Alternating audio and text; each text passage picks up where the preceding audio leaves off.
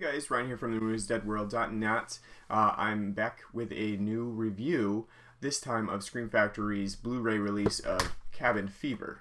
And if you know anything about Cabin Fever, this remake, you'll know that this Travis Z directed film is actually using the same exact, not exact, but mostly the same script as Eli Roth's 2003 film of the same name. So there was a question when this was announced of whether this was necessary at all. I mean, you kind of go back and forth with remakes a little bit. Are they necessary? Are they going to affect the quality and the viewing experience of the original film? But in this case, with the same exact script, it's kind of like, what is the reasoning for this? Why do you need to make this film again? But really, there's no question of why make it. I mean, it's going to make money, and that's the key driver here, is that we want to make money with this film, and also we want to get Travis Z some directorial debut with this film that's basically the same script as the original Cabin Fever. And if anybody knows me, they know that I do enjoy the original Cabin Fever. I thought Eli Roth's was very well done, and I've watched it quite a few times, and every time I watch it, I find the humor and the fun in that film. Well, this Cabin Fever remake is a little bit different.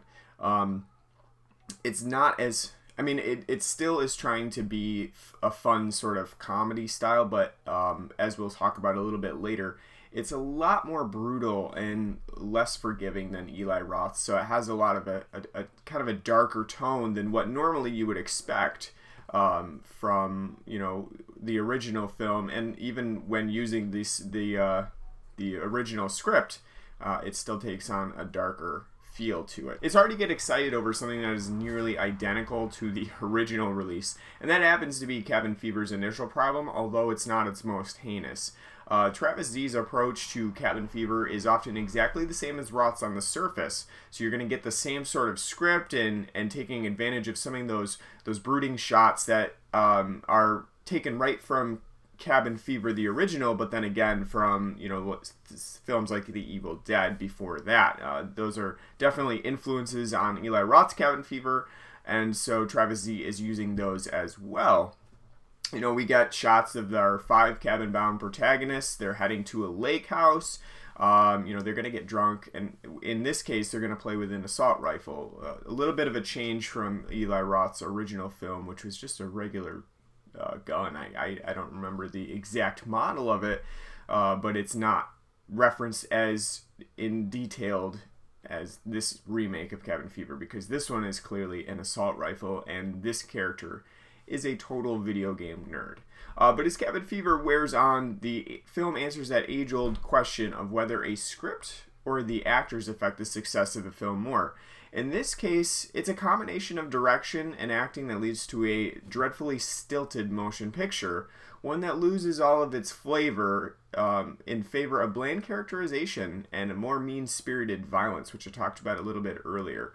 You know, we have Samuel Davis, who's taken over for Ryder Strong as the main protagonist, Paul, and he tends to be pretty much the most sensible person out of the 5 in this group.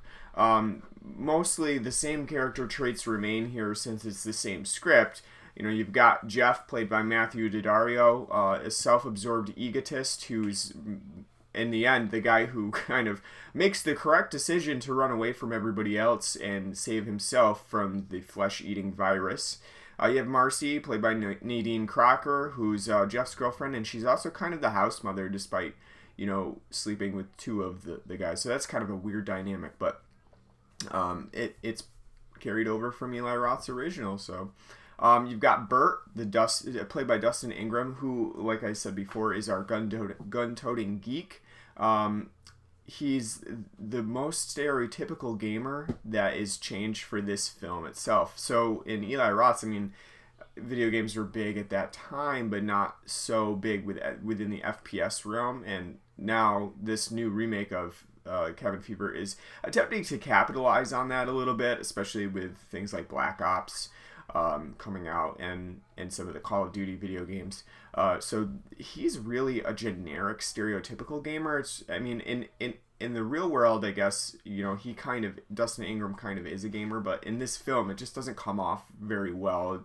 It seems like they wanted to have a video game character, but didn't really know what to do with him, so they kind of just gave him some really cheesy dialogue about it, and feature him running through the woods a bunch of times with an assault rifle. You've also got Karen, Gage Golightly, who's kind of the girl next door. She was, it's very similar to her role in the original film from Eli Roth.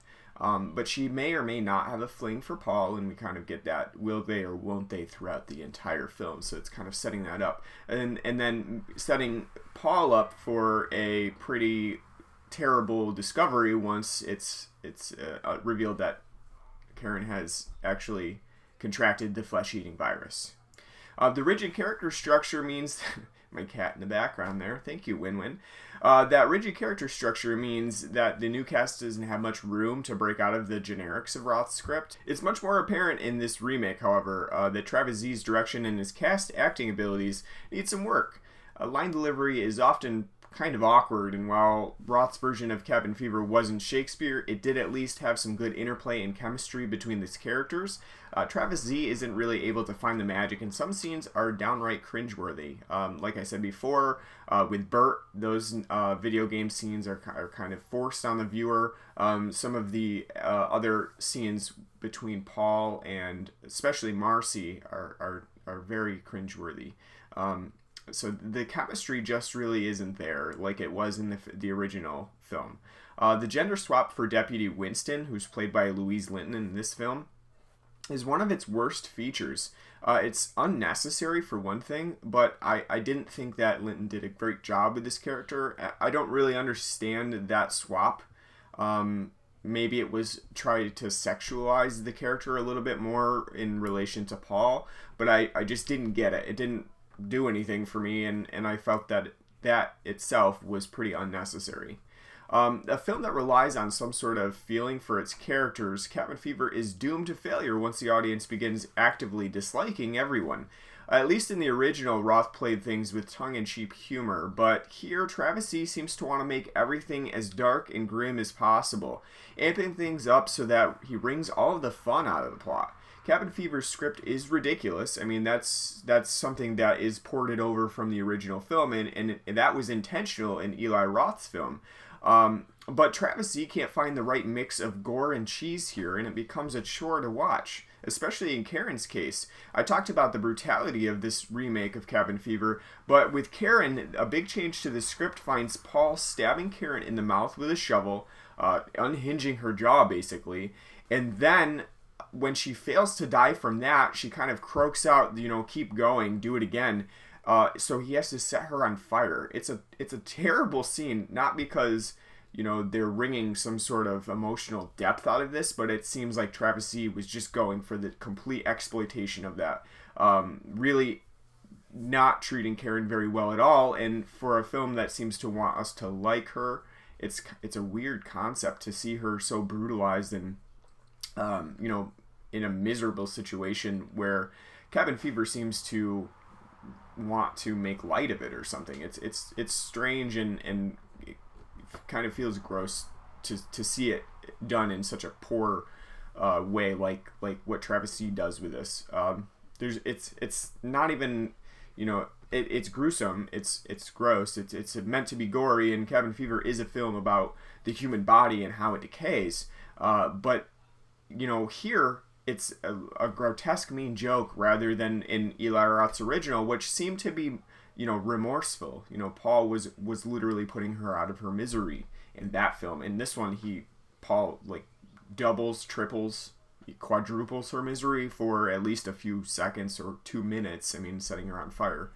I don't know. That itself was just not something that it would work to the film's advantage here, despite the gore effects and things like that.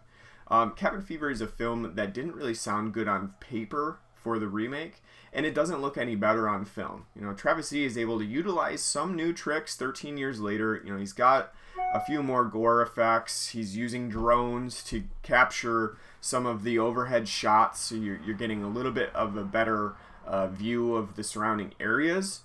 but still, it yields a less entertaining result. I mean, Cabin Fever's original gore effects were pretty great, and so here there's nothing really new that adds to this. There's still those same iconic scenes like the shaving scene, some of the other discoveries of melting bodies. Here, it's not any better.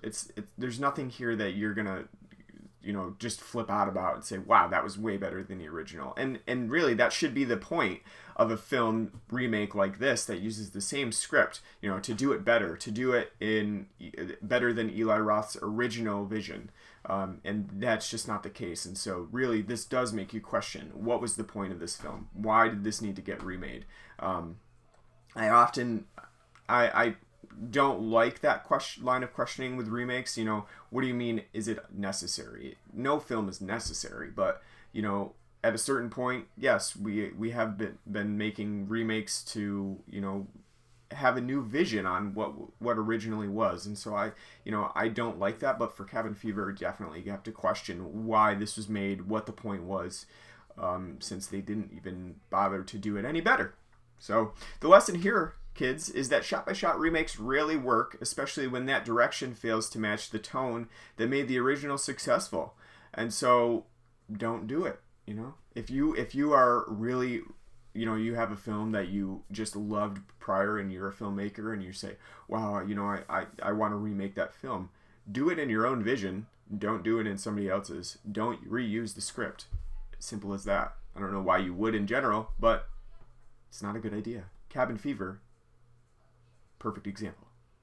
Thanks for watching this video review. I'm a little behind on video reviews, as you know, but I will be back next time with a video review of The Chilling Adventures of Sabrina #6, which is a very good issue in that series. Make sure that you like this video and also subscribe to my YouTube channel so that you can get all of the latest updates on all my video reviews. Also check out themooninsdeadworld.net, where I post all of my written reviews earlier so that you can read them and get excited or disappointed in some of these new releases that are coming out. As you can see behind me, I have a ton of new things to cover, which I haven't had a chance to do. I've got Hellhole and The Boy Who Cried Werewolf, which is coming out this week from Scream Factory. I've just received Basket Case 2 and 3 from Synapse Films. Those are coming out later this summer. Invasion of the Body Snatchers Collector's Edition from Scream Factory, and Dr. Butcher MD from Severin Films, which I will be covering very shortly. This is out this week as well, and it's a huge package. It comes with Dr. Butcher MD, The Alternative, Zombie Holocaust, tons of special features. It also even comes with a sick bag. So I may or may not be using that. I don't know yet. I've never seen the film, but I am very excited to check it out. So all of those are coming shortly. I will be doing all of those in the near future when I get a chance to. I think I'm going to have to quit my job just to do them, but I will be back. I love horror. I will be covering them. So thanks for watching. Remember to like and subscribe, and I hope to see you back on my channel the next time I post a video. Au revoir.